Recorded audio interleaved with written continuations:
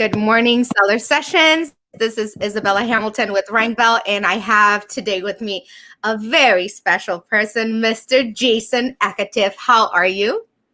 Good morning. As I said, it's a holiday Monday here, and I jumped up out of bed. I got a shower just for you, Isabella. Thank you, and I appreciate it. I know 8 a.m. when everybody's probably sleeping, they're taking the day off for Memorial Day. So, it's an honor and a pleasure to have you here, and I appreciate the fact that you did this for us. I know all the listeners will be happy to hear from you. And I just found out you live like super close to me, so it's perfect. Very cool. Yep. First question: how are you still in California, running this huge businesses? How are you dealing with the tax stuff? Is that too much to ask?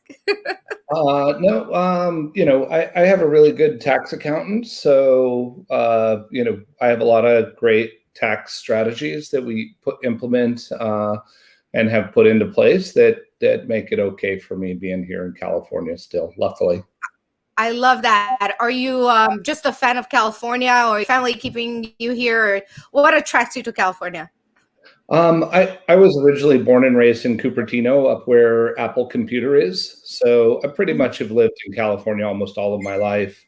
I lived in the Bay Area for 27 years, and then moved down to San Diego. And then I've lived in Miami and New York and stuff for short periods of time in between there. But for the most part, been a California person my whole life. It's hard to imagine, moving away from, unfortunately, since everything is so unfavorable right now in the state.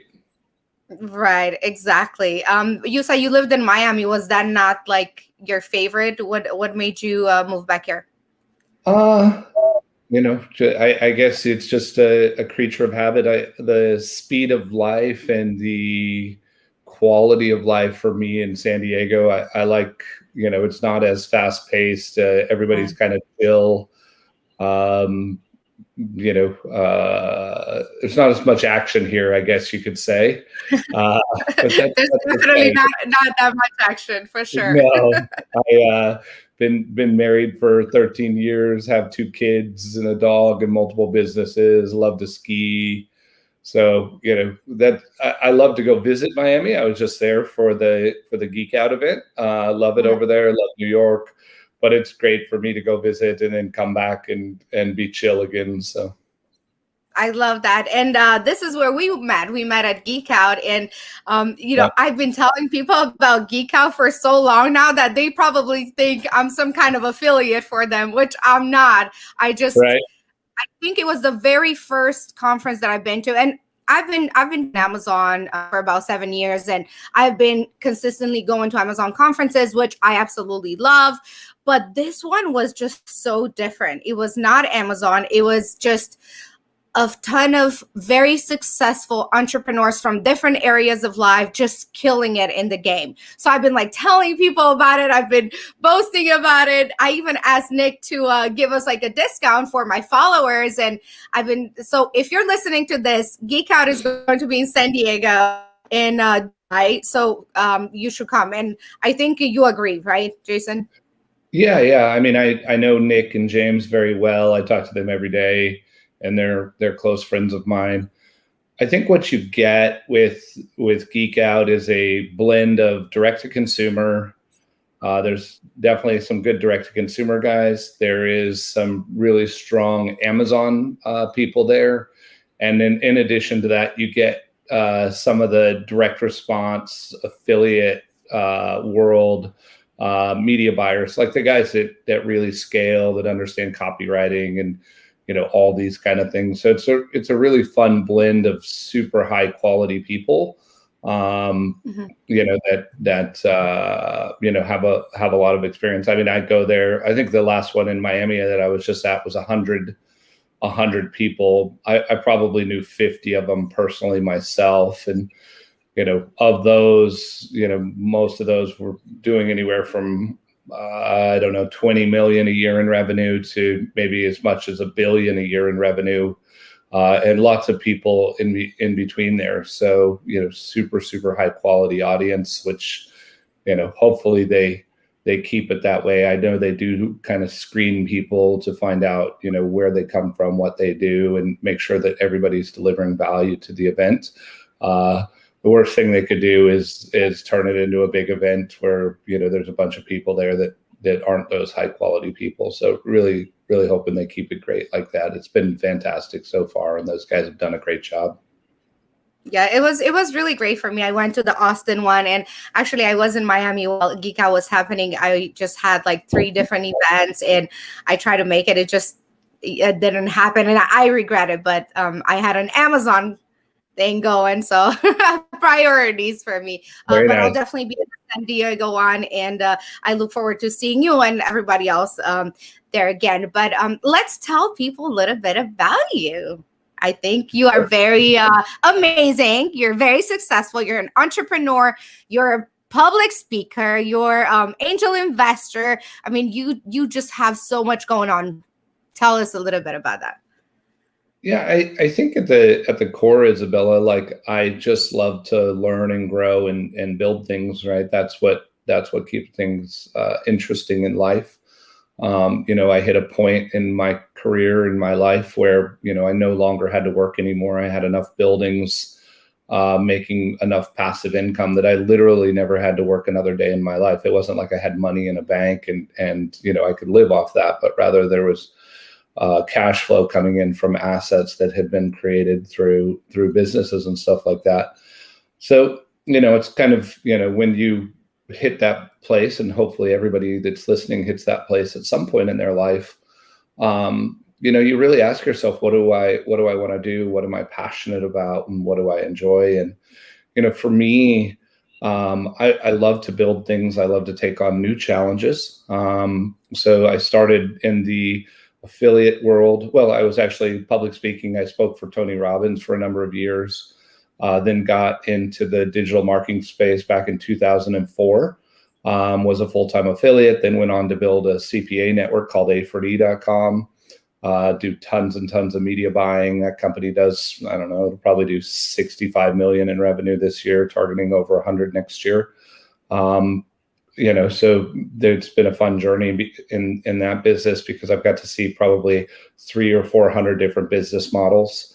And then, we primarily drive traffic and sales for third-party companies or other companies on a CPA basis for that. And then, I was like, well, I'm tired of doing that for other people. So I had a number of failed businesses. I started a company called Play Startup Alley, which is a video game company. You can still see it. It's a video game company that, oh gosh, what am I thinking? It teaches people how to do Facebook ads in a virtual world. So it's kind of fun, but never really took off. We did a lot in solar legion space that ended in failure. And so I was like, well, I still want to have my own customer base and my own people.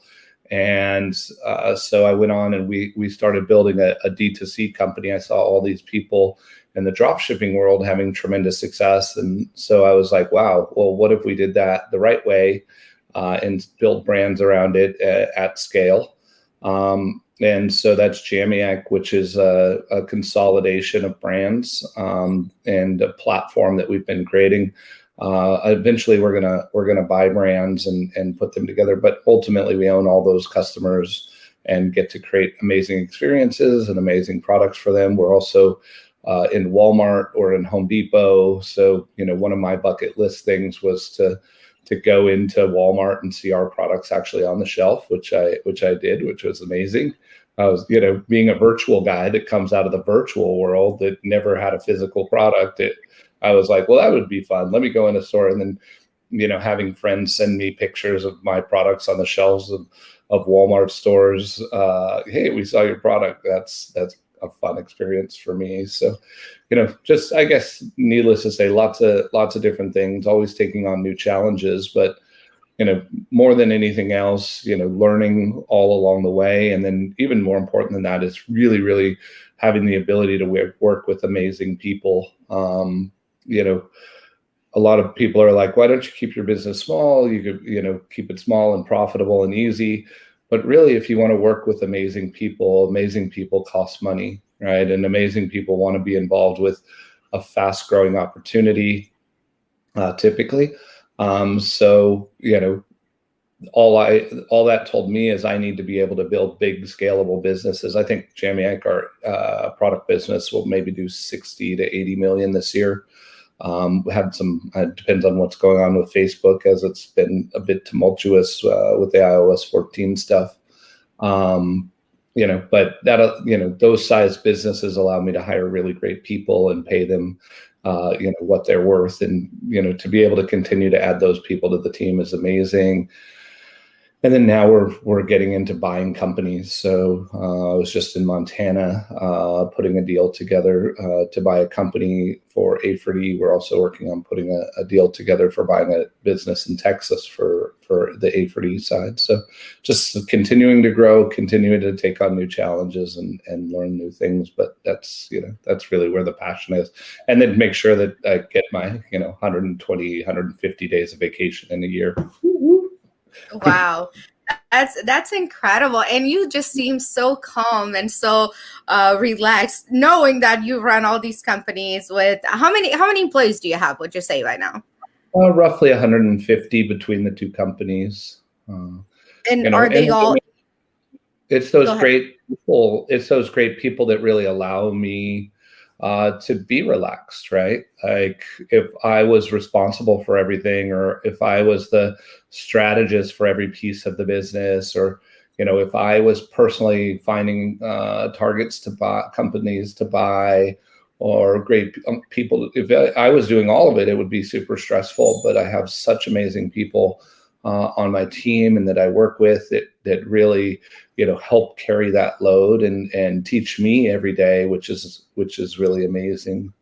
So I love that. And you said that A-level people create A-level companies. I read that in your bio on LinkedIn, and I thought that was very, very cool to say. How were you able to transfer your calmness and your eagerness to your employees? Because I think that keeps people wanting to work for you.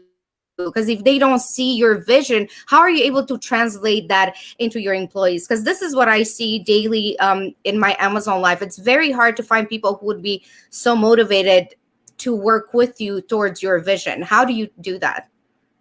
So there's a few things. The first thing I would encourage anybody to do that owns a business is to write out your core values. Like, what is your core values and your core beliefs?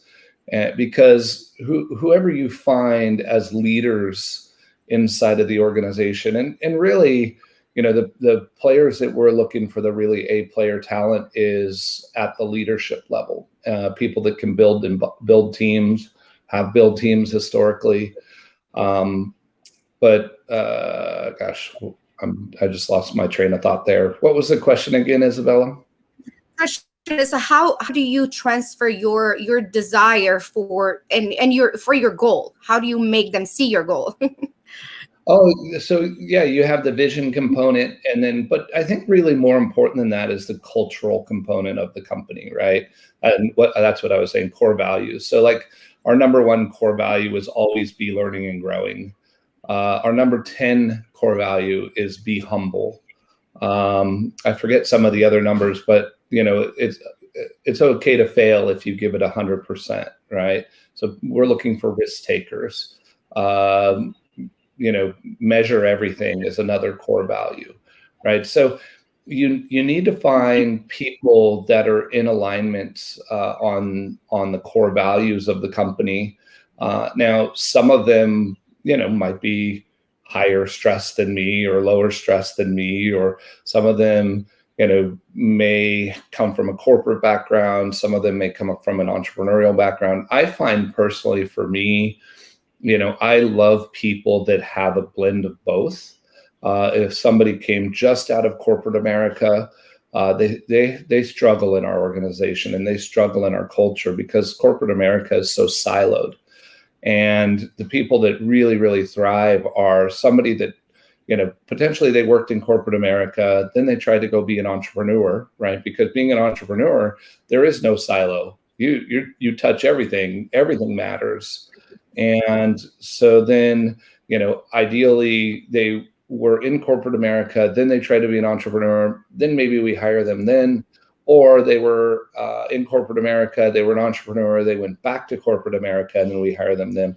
I love to have some degree of entrepreneurship in somebody's background, but I don't like to hire somebody that was just an entrepreneur, because structure, systems, processes, measurements, reporting structures, all the things that make for a really great company are important as well. And somebody that's never had a real job in corporate America and understands how that stuff works from a system standpoint typically winds up struggling in our culture as well, right? They're like, oh, why do I have to do these things? And what they don't really understand is, most of those people that I've hired that have been entrepreneurs, they haven't built a 100-person company. Maybe they've built a 10-person company or a 20-person company that didn't have leadership, that didn't have infrastructure and wouldn't scale. And, so I just like to make sure that, anybody that works with us, has those couple of traits. They worked in corporate America and understand some of that, especially if they're a leader. They've worked in corporate America and built teams. My friend Mike says, knows how the sausage is made. They didn't walk into a team and manage it, but they actually went into a team that was maybe at 5 people or 10 people, and then they grew it to 30 or 50 people, right? These are the kind of people that I'm always looking to add to the team, and I really appreciate and seem to thrive in our culture and our environment. By the way, that's not to say that the other people aren't great. They're just not great for us. So you don't hire anybody like out of college, or you have some positions reserved for somebody that you want to mold into what you want them to become? So you're talking to me. Yes, we do in the organization. I don't really hire any tactical level people anymore. I only hire leaders that build divisions of the business. So I'll hire the CTO or the VP of marketing, or somebody that's building the teams. I really am not hiring the tactical level people much anymore. Now, here's one thing that I'm really disappointed about. With COVID, we used to hire a lot more unqualified workers with the right attitude and the right skill set, directly out of college, and we train them. But being remote, we last March we decided to close our office down and have everybody work remote. The learning ability in a remote role is just much less, right? Because if you're sitting in the office and you're listening to everybody talk around you, and you're getting tidbits from all kinds of people and learning things at the water cooler, all of that really, really accelerates growth and accelerates learning for people. You basically lose most of that when you go remote, right? People are just focused on their tasks and doing their work, and then their meetings, and maybe there's a little bit of cultural collaboration in Slack or whatever it might be. But the speed and ability of people to learn and grow seems to be quite a bit slower in a remote environment, which is really going to hurt, the up and coming generation that's coming out of college and high school right now, which kind of sucks. We've definitely leaned much heavier into hiring people with good experience and good knowledge that we don't have to train. It's too slow on the training side of things from what we've seen here since COVID has hit and we've gone to more of a remote workforce. Yeah, I love that you mentioned that, because, everybody seems to think that, okay, now being remote, you have so much more time, you can focus more on work. But I tend to agree with you, because I've done both. I mean, I've been an entrepreneur for a very long time, but I did work for the government. So I know that structure. I know what it is to go and have like conversations by the water cooler or at the little coffee stand. I'm sorry. Thank you. I said Thank you. I love that. If I ever look for, a position, I know where to come. I appreciate that. Sure.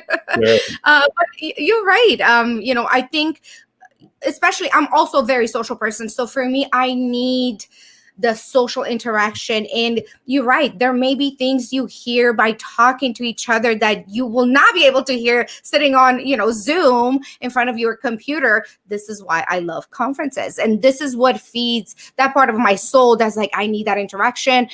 Even for Geek Out, I had no idea what what the mastermind was about. It was just on a whim. Somebody told me about it and I was blown away. And I'm glad I did. So maybe now going forward, even if most people will be remote, maybe we can find a way where we could have these, like, I don't know, monthly meetings, or in person. I mean, because I think that's still such a crucial part of our DNA in our soul. Like, we need people more than anything. So and I love everything that you said about hiring these leaders. But for our listeners, and for myself as well, I have a team under 10. For somebody like us, how do you go about hiring? Because we may not be able to, like, afford hiring somebody at like $300,000 salary a year, or You don't need higher. to. You don't need to pay that much, right? I think it's a classic entrepreneurial kind of question, right? Imagine that first person you hired, and when you went into that first person you hired, maybe you were making, let's just say you're making 150,000 a year selling some stuff on Amazon, right? You're like, okay, I'm making 150,000 a year, and then you go to hire this person and they want $50,000, and you go to yourself, you're like, wow, they're going to take 33% of everything that I'm making, and I'm only going to make $100,000 now. Like, this is the wrong way to look at it, right? You say I can't afford to hire, somebody at that higher leadership level, and I would tell you, you can't afford not to, right? Because the business won't scale without those people, right? So then the question becomes, how do you, as you look at that person, right? So I was of the mind, like, I'm not hiring any operational people for forever. Like, this was my thing. I'm only hiring people that can generate revenue. That is media buyers, affiliate managers, salespeople, business development people. And then I had one finance person. And I just continually hit this ceiling where I couldn't scale. Because almost all those people reported directly to me. There was no true infrastructure. So I think I think it's important to talk about the journey of a business, and to go, okay, a business starts in, and I think of it this way. I think of it in vacations. I call this my little vacation formula, right? If I take a 2-day vacation, does the business start to fall apart? Right. I remember I'd be like, oh, I'm going to go on vacation. I was like, for the longest time, I'm like, I can't leave or everything's going to fall apart. And then at some point, I'm like, this is no way to live my life. So then it would be like a 2-day vacation, right? And the business would start to fall apart. And those started as work vacations for conferences. And then at some point, I got to 5 days, and then 7 days, and then 2 weeks, and then a month. And then at some point, the business would just go like this, right? It would just run. It wouldn't grow. And then, it typically would just deteriorate just a hair, but it wouldn't take a nosedive as soon as I left and start to fall apart. So, like, the first goal is to get to this business that just runs itself. And then the next goal is, how do you leave and the business starts to grow? Even when you're gone, they hire people, they add people to the team. And then how do you get the business to grow like this, even when you're gone? And, I run 2 companies now, and there's no way I could do that if I didn't have good leaders there.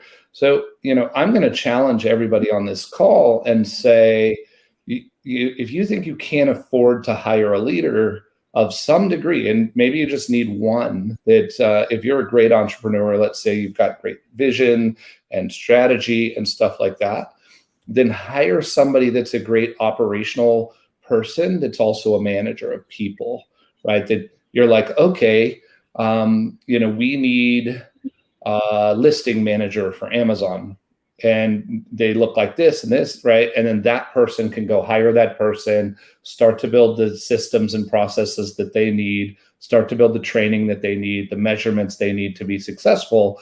And that person really works on building the business. And I think the misnomer that I had for many years is, as you think of operations, leadership, and hiring, it was like, oh, I'll just do that. And ultimately, I'm really bad at those things. I understand how important they are. I understand that is what really makes a good business, is strong operations and team and culture and all of this stuff. Where I'm really good is strategy, networking, sourcing information, coming up with ideas, having a strong vision of where we're going to be in the future. That's almost the opposite of building the business today for stability. So, if you could probably, I wrote on my blog, I wrote a post a long time ago that says, I think it's called, director of operations. If I were to start again, director of operations would be the first person that I would hire. And that person, they're not super expensive. You could probably get them for 120, 150,000 a year. And yes, maybe you make a sacrifice and you don't put as much money in your pocket for a period of time. But ultimately, that person is going to allow you to truly scale the business, as a step one, right? They're going to build some onboarding processes, some hiring processes, and all this kind of stuff. And ultimately, in the end, you will make much, much more money. But sometimes you need to take a couple of steps backwards in the money that you're putting in your pocket and making investments. I think Bezos said it at the best, right? And when he was building Amazon for the first 10 years, he's like, I don't want to make any money. I need to pay. I'm going to take a salary to pay my bills, and then all the money that the company makes is going to go back into investing into the company. And I think this is where there's that entrepreneurial leap where you hire the first person and you're like, how am I going to afford this person? But then you hire them and you realize all of a sudden that just freed up 30% of your time so you can do the things that you're great at better and more. Well, the same is true here. Hiring an operational leader inside of the organization. And I'm going to assume most of the people on this call are entrepreneurial. Entrepreneurial person needs to be paired with that operational person. There's a great book called Rocket Fuel. If you haven't read it, I would highly suggest it. There's the visionary and I think they call it an implementer. Well, that's correct. The operational person is that implementer. And if you can't afford to hire that person, then bring them in on a lower salary and give them a good chunk of the business. It's well worth it, in my opinion. Again, they're going to be the ones that really build and scale the organization. Like I said, I would also just make sure that they have 2 or 3 organizations they've scaled in the past. You said you're at 10 people. You're like, my goal is to get to 50 people in the next 2 years. Well, great. Go find somebody that started in an organization of 10 people 2 times before and then scaled to 50 or 100 people. And they were responsible for that and know how the sausage is made. Do you use a recruiter or is it like word of mouth? How do you find those amazing people? We do everything. We post on ZipRecruiter. We have used recruiters in the past. We now have a full-time person in-house that does it for us. This, right, on this call, like, at the end, hey, I'm Isabella. I'm looking for a great integrator that has built some businesses in the past and understands how to build systems, processes, procedures, and KPIs and build teams. And, if you want to come work with me, I'd love that, right? It's real simple. Once you know what you want, I'll go to Geek Out, and every single person I talk to, I will bring up the ask that I have or the person that I'm potentially looking for. Oh, I'm looking for, somebody that knows how to build landing pages, for D2C. I'll say that to 100 people, and I'll find 3 people are like, oh, I know the best person. And if you're a great person and people are comfortable referring talent to you, and you have a great organization and a great culture, like, it'll show up. I'm also of the mindset of, persistence. I don't rush anymore. When I was an early entrepreneur, I was in a hurry to do everything all the time. But now it's just, I know if I'm just persistent and consistent on stuff, like great people will show up in my life, and I'm super thankful for that. Wow. And what age did you start being an entrepreneur? When did you know that this is your passion? Like, you want to build things, you have a vision. So I'm not going to say that, I'm not one of the luckiest people in the world. I believe that I am, not from a money standpoint so much, but I come from a family of entrepreneurs. My dad was an entrepreneur. My mom was an entrepreneur. My grandfather was an entrepreneur. So, from a very young age, I was lucky enough that I had just people that thought that way. I had a friend I went to lunch with one time with my dad, and we talked about investing in real estate and buildings and tenants and business stuff. And, that was our conversation at the table. And, he said to me, what our conversation is about. It's about how to get a good government job with a pension. And he's just like, this conversation is very different. And so for me, it was a bit of a default. So I cheated a little bit in that sense. And I was lucky. But I remember when I was younger, I was probably 12 or something. I said to my dad, and, my dad is mostly Russian and Russian father and very strong.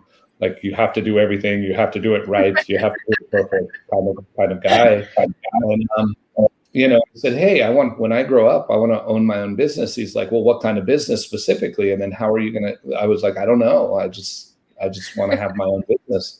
So for me, entrepreneurship and running businesses in general is a passion. It's not so much about, creating this product, or, I write code. It's not so much about being a developer, but rather a jack of all trades, and, really understanding how they all work with one another, and then how do you scale stuff and all the business aspects under it. So, really lucky in that sense, really lucky that I was born in Cupertino.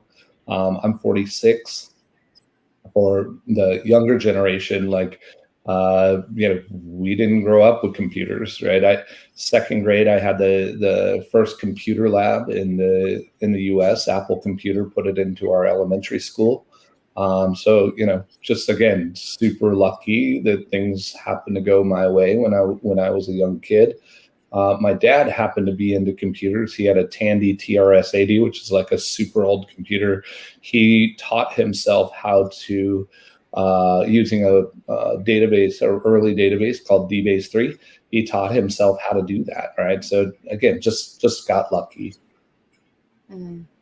Oh, God, I love that. I don't even know where to start, but I love the fact that your dad is like, the old Russian type that's like, yes, son, you have to like do this and this, because family values are also important. And I don't know if you knew this about me, but I'm from Romania. So, when I grew up, it was kind of the same culture. I mean, we grew up in a dictatorship, so there wasn't any entrepreneurial vision. Right. Every time I wanted to do something, it was more like, no, you need to be quiet and you need to sit down, rather than being encouraged to start something. So I remember being, 18, 19, right out of high school, and I wanted to work. I wanted to get a job, and I couldn't get one. They would ask, like, who are your parents? And, it didn't sit right with me. I'm like, why would you ever ask me who my parents are? Why aren't you not interested in who I am and what I can provide for you? This is when I was like, you know what, I'm done with this country. And I wanted to move to US because, the entrepreneurial seed was inside of me. Luckily, just like you use the word lucky a lot, I do too, because, I could have not had that and stayed and, end up working at a factory or, some company that pays me nothing. But I'm glad that I did that. And when I moved here, even though I had to go through all these jobs and work for corporate, and this seed never died, this flicker of light, and I took this into my business. So but it's just so important to have that, that background where your parents help you a little bit. But that's not to say that if they're not, you cannot start that if you really want Or, it. Yeah. And another thing, that consistency and persistency. Those are, I could literally have those two tattoos that on me, because they're so crucial for business. So for you, for example, you told me that you already passed that monetary stage where it's like it's no longer about the money. Did you ever feel like in the beginning it was a lot of like race towards, oh, I want to make this much, I want to feel like I have this much? Okay, how did you, when did that happen, and how did you pass over that, and what kept you going after that? So I think of even before I was in this business, I had another little business, and I was probably at 22, 23 years old. I think I made maybe 130,000, 140,000, which, in today's money doesn't seem like that much with all the tech world and all the opportunity and possibilities that are out there. But when I made that amount of money at that age, like nobody made that amount of money. And I remember I went to the electronics store. I think it was Circuit City at the time, that's now bankrupt. And I bought the best stereo that I always wanted. And I bought the best TV, and I bought it for the front room. And I literally went and bought everything I wanted that I could ever think that I wanted. And then I went and bought an Acura that I really had always wanted. And I had a new car, and I had all of this stuff. And I remember sitting in that front room looking at all this stuff I had bought that I was so excited about. And I stared at it and I said, well, I'm no happier now than I was before, right? This stuff did not bring me happiness. And, I think I was lucky enough to learn that at a very early age. I think people they think that the stuff brings them the happiness. And, so then, after that happened, it's like, well, what does bring me happiness? And I think, we all go on our own journey. For some people, it's, what we can do for others, what we can teach others. That's part of it. It's, taking on challenges and growing and learning ourselves. Like, sometimes struggle, in a sense of bringing struggle on oneself, not I'm in Africa and I can't afford to eat struggle, but hey, I can do what I want. What am I going to do to put myself into struggle so that I can learn, so that I can grow, that I can be more fulfilled as a human? Because for me, it's like, okay, I'm going to go build a video game. I've never built a video game before. I've never put a dev team together. That is true struggle, right? And the learning and the growth that comes from that is just so cool, because, with that persistent, consistent effort and, having a strong network and surrounding yourself, at some point you will break through. If you do it long enough, you will break through. And once you have that breakthrough, then you're like, aha, that's that feeling of growth. So trying to create that as much as possible for myself and the people around me, really, I think is what it's all about. It's and sure, it's at some point in time, you're like, okay, I need to have, I think the first thing is I need to have enough money to pay all my bills. Then I'd like to have enough money to pay for the things that I want, and not that I think that I want. I'm always very cautious around people that use wealth or showiness as their ego, right? As soon as money attaches to somebody's ego, they become a very, very dangerous person, because they need more money to feel better about themselves. They need more money to show off to people. And if they start to lose money, they'll do things that they shouldn't do to hold on to it, because it's attached to who they are and their ego ultimately. So yeah, I guess that's my general sentiment there. Oh, kind of the next piece for that and what I want money for now is, I think about bigger and bigger projects, bigger and bigger challenges to take on, right? Like, so I would love to start my own private equity fund and, seed that at some point, and then, bring on other limited partners. And then I'd really like to go buy some household brand names like Toys R Us, and then maybe a manufacturing company, and then put all that together, or, whatever it is, right? Just bigger and bigger things with more and more money, is really what that allows you to do. Lifestyle at a certain point, it just, more money doesn't make any difference. But you still like things, right? You don't just just because you got to this level where you're, comfortable, you still want those. It's more about travel.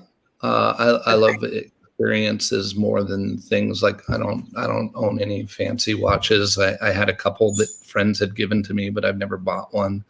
I have a Ferrari 458 Spider, but I have it because I love to drive it. I like to go fast. I just enjoy the car, right? But to me, it's the experience that the car creates.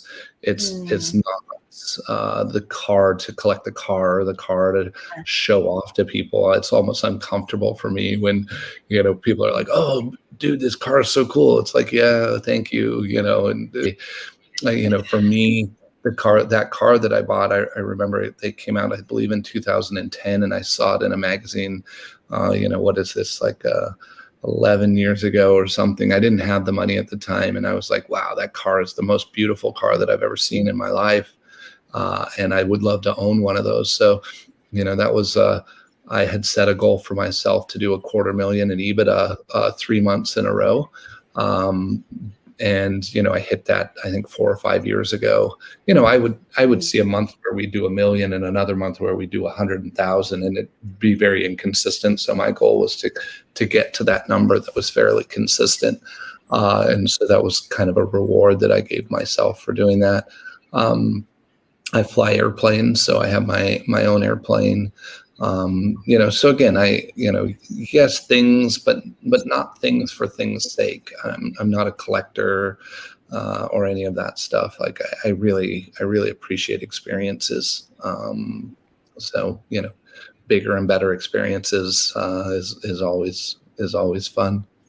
That's beautiful. And you said at around 23, 24, you realize that things don't make you happy. Do you feel like when you realize that it made you make different decisions in business, like you're not as extravagant or assertive? I don't know. I feel like when money is attached to you, when you have that money goal, you may make decisions that are not for the greater good, for your business even.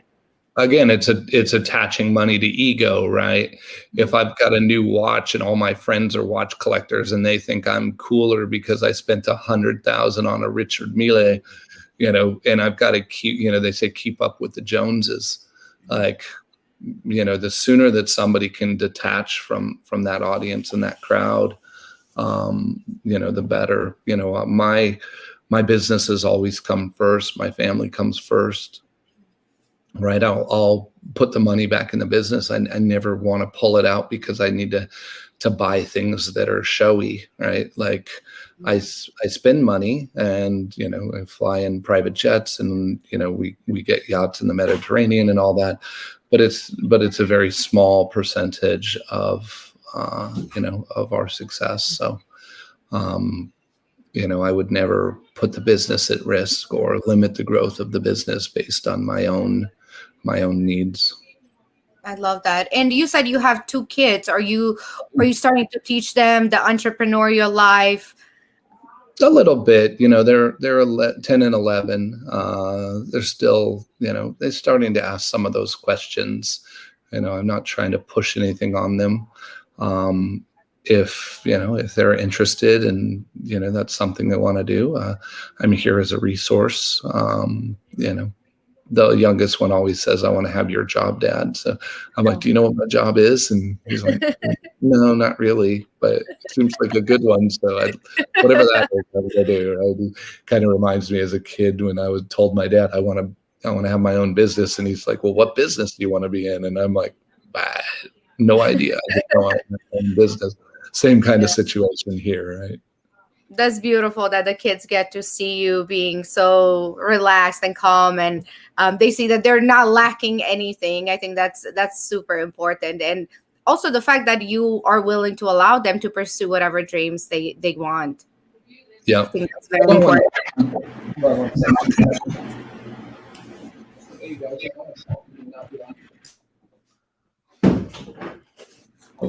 Speaking of kids, right? What's that? They're up early. Yeah, everybody. We get up as a household about 6 o'clock. I love that. Let's say Paulina is saying good morning, and Wellington, great interview. Thank you, Jason, for your time. I love that. I think this is really good, Jason, because we don't always get to meet people that have, reached this threshold where it's like you just feel comfortable. Like, even for myself, I know I'm still in the grind, as they say. I still want to build. I still have not seen the finish line, but I am more of the mindset of, money's not everything. I think you should be happy first, and then everything else will come. And it allowed me to make some drastic decisions as well. Some decisions that maybe my peers and my friends wouldn't even accept. Like I'm also a visionary, and I'm also a very quick start. If you ever done your Colby test, meaning I take risks that most people won't take, but Right. And some will work out amazingly, and some will fail terribly. And also, I love the fact that you mentioned that you have started some businesses that failed, and that's okay, because people don't see that. They see somebody like yourself, that you already have two, businesses that are doing, close to $100 million a year, and they don't see all the failed attempts that you had. And Right. that is such an important part of your journey. If you are not able to recover, and if you put your mental down and say, you know what, you fail, you're not good at this. And I love that you mentioned that, because that's part of life, right? Yeah, definitely. It, you try, it's one of the interesting questions is like, if you're going to try something, when do you give up? Right. Mm-hmm. Because you can be consistent and persistent forever, but right. You need to check the signpost. You need to check along the way. And, that's not every day, whether it's once a month or once a quarter, depending on where you're at in your journey. But you need to say, is the juice, as my trainer would say, is the juice worth the squeeze here? Right. And what he means by that is like, is it worth the uphills, river paddling, or is this a moment in time to say, hey, I learned something, this was great, but there's a bunch of things that I didn't see when I started on this journey for this specific endeavor. And is it much harder than I thought to paddle upstream? And then, is that paddling upstream worth doing? Because yes, everything is doable. Everything is possible. It's just, is the juice worth the squeeze? Is it worth the energy and effort? And, a lot of times when we start on a path, we don't actually see, right? Like people to me all the time, it's like, oh, an affiliate network. All you do is you get an affiliate platform, and then you get a few affiliates, and then you get a few merchants, and then you put it together and you make a bunch of money. It's like, yes, a very, very, very, very high level. Yes, that is the answer. The 10,000 or probably 100,000 mistakes and learning experiences that I've had since 2008 running that network, you can't see any of that right now. And, in that specific business, for me, it was worth it. There's also thousands and thousands of other affiliate networks that have gone bankrupt by making wrong decisions or wrong moves. So I think it's just important to understand that, just because you picked a path, make sure that you check in probably at least once a quarter and do step out and go, okay, is this the best thing that I could be working on at this point in time? Because, it may not be, or it may be, right? If you go along the path and you're like, ooh, this looks easier and more opportunity and whatever, that's what you want to be feeling as you go along that entrepreneurial path into whatever destination you're going on.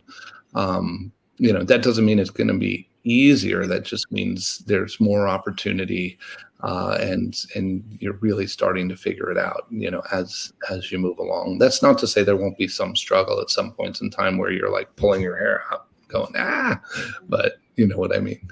That's incredible that you were able to step out and because you already had a successful business. When you have a successful business, how do you step back and say, you know what, I could start another successful business? I feel like that would be frightening because, you have the successful business and it makes you feel good, like I did it. How do you come back and say, you know what, let me see if I can replicate that in a completely different space or in a completely different niche? How do you have that power to do that? Well, I mean, it's all about surrounding yourself with great people, and I saw some great leaders in that business. And for me, I was like, okay, well, I need to give these leaders the opportunity to build and grow this thing as their own. Granted, I'm still there as the CEO. I'm still there as a strategic leader. I'm still bringing relationships to the table, but really the day-to-day growth, the hiring of people, all that kind of stuff, like I'm not involved with anymore, right? So really there was probably a couple of different ways that could have gone. And I'm a meddler. And do you know what to meddle in something means? Please explain.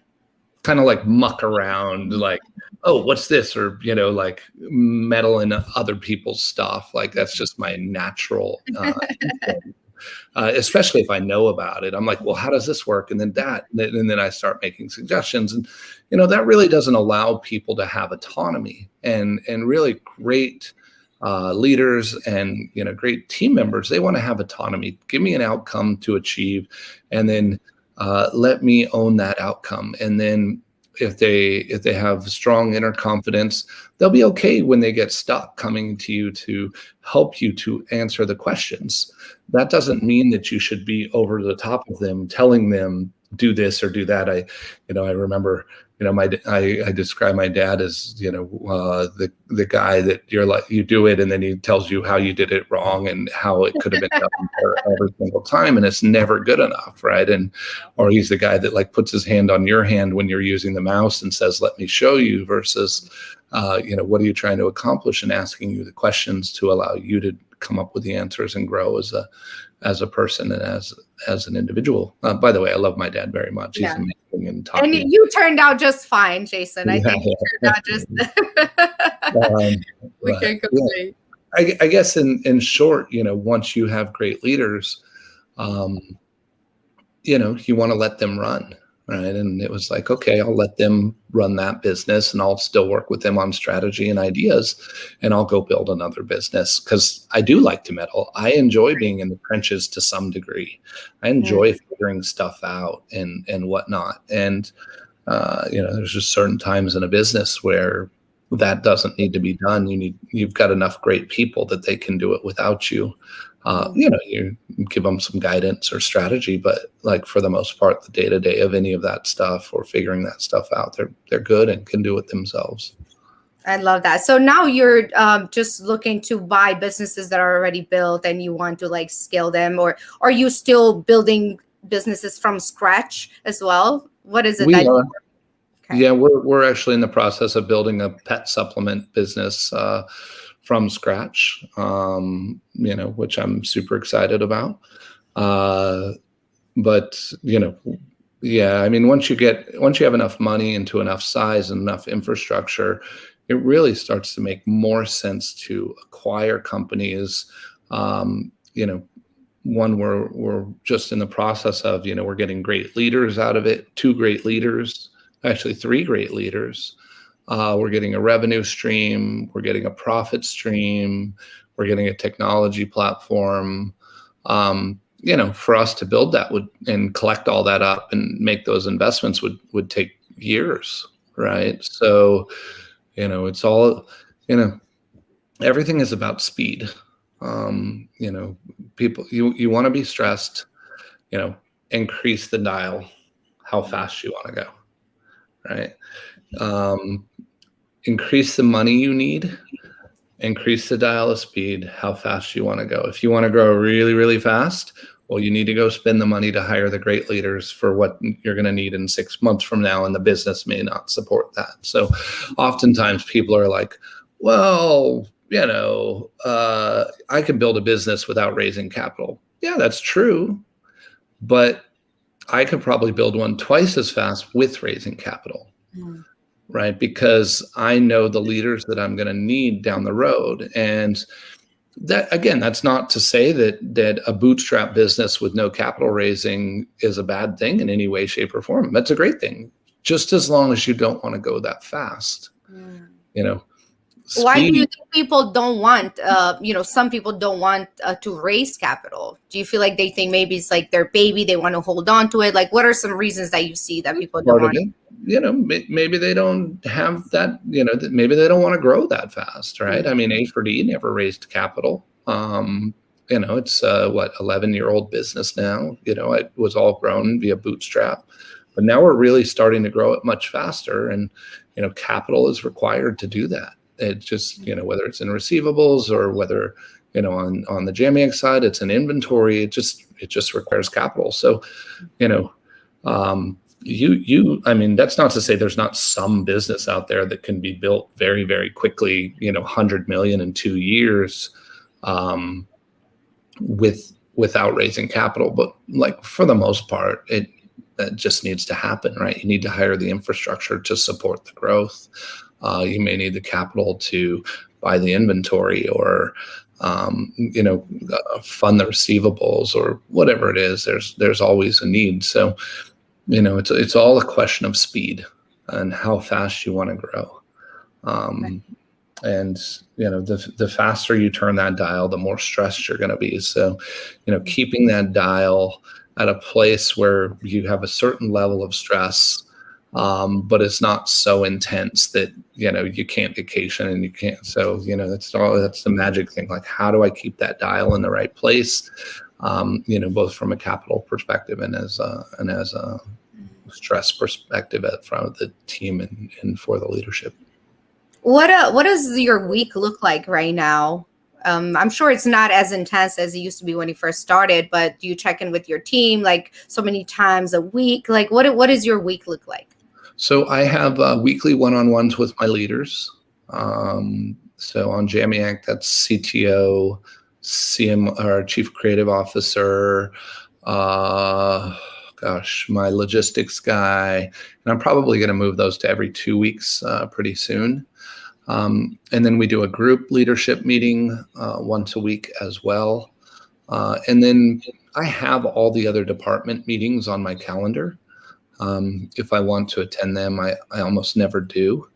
And then, a lot of my time now is like last week, there was a couple of companies I needed to go meet with. So it was more important for me to, go meet with those companies. I went up to Montana on Thursday. Like I met a guy for lunch and I wanted to buy his company. So I went to Montana on Thursday, flew up there, spent the day up there, spent the next day up there, and then flew back. Right. So like, I need there to be flexibility in my schedule if there's opportunities and that I need to go focus on, and the business needs to continue to grow, whether I'm out looking at deals, whether I'm on vacation, or whether I'm there helping, operationally or strategically drive the vision. That's beautiful. And you mentioned rocket fuel. Is reading part of like your daily life? Are there any other books that you can recommend to us? Oh yeah. I mean, I go through times where I read more and times where I read less, depending. A few of my favorite books, copywriting and sales is going to be, Cashvertising. Okay. Really an amazing book. It's probably only 100 pages long, but it kind of consolidates a lot of stuff there. From copywriting to influence and stuff like that. So I love that book and often recommend it. There's a book called The Goal by Elijah Goldratt. And this is going to sound a bit off and a bit weird, but it's a book about this guy who takes over this factory that's failing. He actually goes in to shut it down. And then he actually ends up turning around the factory. And he also goes through a kind of a life journey on his personal side at the same time that the business is going through this journey. And I really think it's a great book to think about. It changed my perspective a lot on how I think about building teams and building companies. I think of our company much like a factory. We don't have any machines, though. Our machines are right. People, ultimately. And granted, people aren't machines. I'm not trying to say that, they're, that. But if you think of the factory floor and the law of constraints and the workflows and all that, it's very much relevant and quite an awesome book. Another book I'm a huge fan of is called Scaling Up.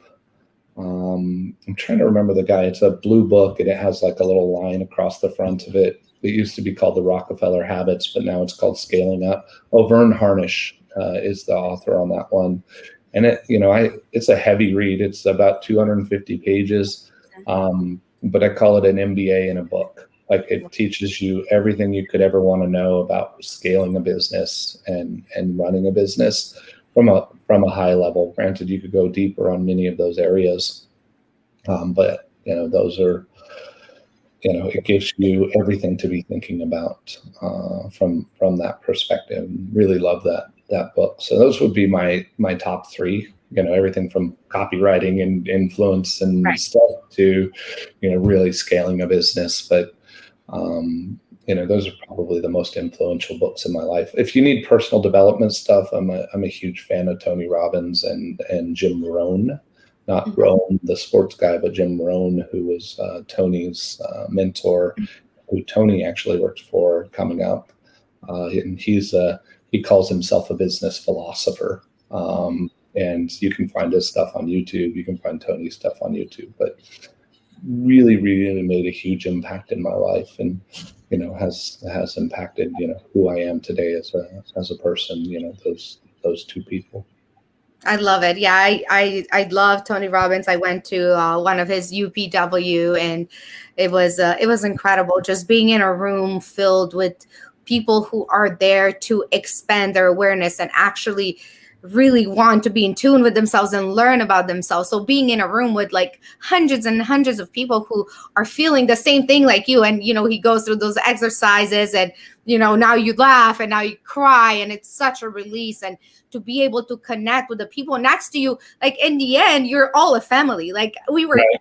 hugging people that you don't even know, but in that right. moment in time, you just feel like, wow, this is my brother or my sister. And everybody should experience that at least once in their lifetime. I have a really short, fun Tony Robbins experience. So I didn't know who Tony Robbins was when I got a job there. I was in Toastmasters learning how to do public speaking. That my mom said that was important to kind of please her. And this guy's like, you should come work for Tony. And I was like, whatever. And eventually got the job there.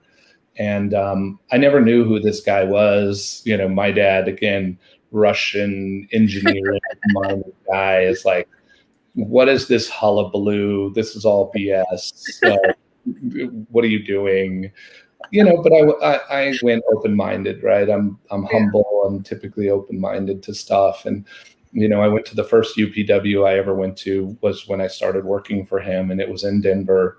And I went full out on, I just left everything at the door and experienced the whole thing. And in that process, you get a workbook, from Tony when you go in there. And one of those things is you write your goals down in that workbook as part of this process that you go through. And, I remember at that point in time, I had written goals down that I thought were in no way achievable. Right? I was like, these goals are like way over the top. And they involved everything from like getting married, having kids, those were achievable, of course, but, building a business, having the house, and they had numbers attached to them and stuff, but all of it was like, I was like, well, they seemed so far out of reach at the time. I was like, I'm going to put a big, huge goal in there. And then, moving around and whatnot, that book got lost. And about 8 years later, I had found it. And I went through it and I looked at the goals, and I all the financial goals were double what I had put in that book. And every single goal was met, and anything financially related was at least double or more, some 10x what I had written down there. And this goes to show you that, being conscious of where you want to go and your vision of your future is so important. And, I don't actively write it down so much now. I have some revenue goals that I want to hit overall as a company. But for the most part, I don't write down my personal goals anymore. But I constantly think about them. What do I want to do? Where do I want to go? And where do I want to be? And however many years from now. Super, super important, because we as people very easily get caught up in the day-to-day, the stress of the day-to-day, then relieve that with alcohol or drugs a lot of times. And then we get caught up in this cycle, and, it's just, okay, can't wait to get to the weekend so I can really let go and relax. And, it's just not a healthy way to live, in my opinion. Thinking about where you want to be in 5 years as often as possible is super, super important. I love that. And you think just writing it down or thinking about it is what keeps you on track, even though you're doing all these extra things, is that essence that brings you back. Like, this is my goal. This is where I'm going to. Yep. To be. Yeah. I love that. And I like to set my goals really, really big outside of my realm of possibility. And then if I get close to them, I actually move them. Because there was a couple times in my life where I set goals for myself and I actually got there, and then I became lost. I'm like, okay, I'm here, now what? And I had to well, what I've learned for myself is just set goals way bigger than I think are possible. And then, in areas where I can move them if I, further along the path if I need to, right? That goal is $1 billion a year in revenue. Well, I want to be in a space that, if we get to $500 million, that, I can move that goal to 4 billion, right? And then, because what happens is, as you go along that journey, you now can see stuff that you couldn't see before. That's so beautiful. I love that. Thank you, Jason, so much. Yeah. How do people find you? I know you mentioned a blog. Can you tell people how to go find that? My name is Jason Akatiff, so my blog is just jasonakatiff.com. You can find my companies from there. That links out to all that stuff. I have something that's kind of fun on there. I have all my personal values, the values that I personally live by. So, one thing I highly inspire everybody to do is write down your own personal core values and the things you actually write them down, and think about what's important to you, and processes and systems in your life, or whatever it might be. But I have that list in there, and I love to share that with people. Also, there's a lot of I've done a ton of keynotes at different conferences and stuff like that, so there's a lot of that, and old podcasts in there. So lots of information if you enjoyed this and enjoyed my point of views on things. The other fun thing is, like, you can go back and read. I'm a child of the internet, right? So you can actually go back to some old forums like Wicked Fire, or look up Smaxer, which was my name back then, and see day one when I was like, what is pay-per-click, right? Those posts, which is kind of crazy, right? That's all like a journal of documented history. No, I love that, because people tend to think, oh my God, like, this guy's just lucky. He's just born into knowing all these things. But people need to remember, like, you didn't always know what pay-per-click was. I mean, we all have that day one. Yeah. And it's a matter of, are you going to quit on day 10, or are you going to be willing to put in the sweat and the tears and the happy moments and all this, and still be able to continue? That's what people miss, that part between day one and where you are right now. So I love that you mentioned that. Yeah. Thank you, Jason. You have been wonderful, amazing. Thank you, and hope to have you again in the future when when we can talk about even higher goals. So I appreciate you. Thank Thanks you. for having me on this this fine Memorial Day. Yes, Great day. very special podcast episode. So thank you for being with us.